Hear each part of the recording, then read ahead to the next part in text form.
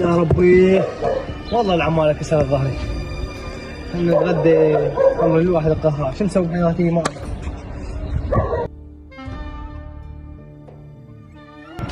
قبر حتى قبر، ايش قبره ايش قده هذا فاطر.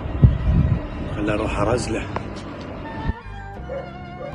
صدق كذي بتشين هاي شباب هذا الوقت انهم شلون عين صلفه قاعد بنص الفرع جاي تزقنب.